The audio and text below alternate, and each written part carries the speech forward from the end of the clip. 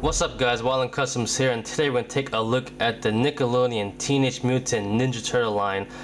Special thanks to my girlfriend for getting me the bulk of these guys, but finally really happy to get them, and they're pretty damn cool. This is probably the first batch of Ninja Turtles I've ever had since probably 1991 or 92 when the second movie came out. And if you guys weren't born back then or don't remember them or never had them, or maybe you did have them, but basically those are the ones that had the hard plastic bodies with the rubber legs, arms, and head. And back then those are pretty cool, but honestly I feel like these blow them out of the water.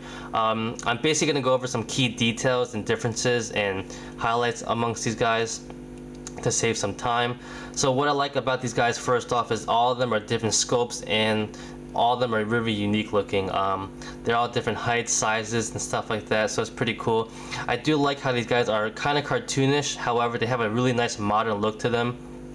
Especially I like how they have the bandaged up ankles, the wrists, the knuckles, also the battle damage on them. So they're pretty damn cool looking. Mikey over here is actually the smallest size and height wise. He also has a different shade of green, a lot lighter. Also, I guess it complements his silly personality. Donatello is actually the tallest out of all of them. He actually has a more pale green too, which I guess, you know, kind of goes with his whole book smart stuff maybe. Definitely nice looking also. Leonardo in front is actually, I guess you could say he's the most average size between all four of them. Not too small but not too big. I do like his grin he has. It looks like, you know, he's always ready to for battle and stuff like that, so it's pretty cool looking also. And Raphael, who is my favorite back here, which I like a lot, he definitely has a different shade of green amongst all of them, a lot darker. I feel like he actually is the biggest too, maybe not the tallest, but I think he is the most muscular. Also, he has a really thick muscular neck compared to the rest, and definitely looks more badass looking than the other one. So basically, let's get into some details. I'm going to use Raph right now. So getting some details, basically these guys are pretty cool looking. What I like first, obviously, the front chest plate over here is actually soft rubber. So basically when you move around the arms or the legs, that doesn't really restrict their articulation at all. It gives a nicely, as you can see there. Articulation wise, these guys have pretty decent articulation, pretty standard but not that bad. Bulge on the head, up, down, left, and right. Rotates at the shoulders, all around. Elbows too, same thing, up, down, and left and right. And rotates at the wrists. It's pretty nice. Nothing in the upper body.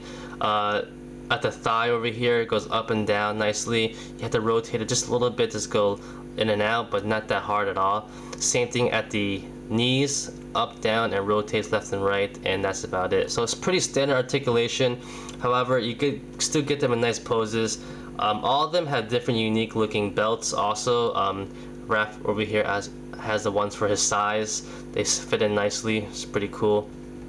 Let's get into Michelangelo's, which is pretty nice also. He fits his nunchucks, as you can see here. They fit in pretty nicely.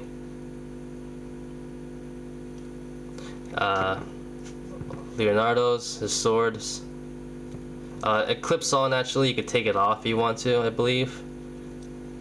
Like that. I might just super glue it in because it's kind of annoying. I feel like it's always gonna come off or something. And you have Donatello's, which is a staff. It's pretty nice looking. So yeah, so it's pretty cool looking figures. Definitely, I'm really happy to finally get these guys. I like how they all have different individual belt straps and buckles and stuff like that. Definitely very unique. One last thing, guys. I want to talk about the hands. They're pretty nice. Try to zoom in on them. They're molded to fit the weapons for each figure. It's actually a really nice, sturdy, soft plastic, so you have no problem getting them in there. They actually hold on to the weapons really nice and tight and firm. Getting them out, you have to kind of give a little tug to pull them out, but you don't have to worry. There's no wear and tear at all on them because the fingers are pretty sturdy actually. The whole hand is pretty sturdy. The only actual wear and tear I've seen on these guys at all is probably on Mikey when it comes to his nunchucks and you put it on his back. You can see it right there. But if you're any kind of fan, you know you're just going to chop these off anyway and put real chains on it, which I will do after this video. So other than that, if you guys like the beginning pictures of this video, definitely check me out on Instagram because I have a lot more there. Trying to get myself out there, so go check me out there. And that's about it, guys. So thanks for watching. Like always, comment, criticize, subscribe, do whatever you want, just pay attention. Follow me on Instagram, and peace.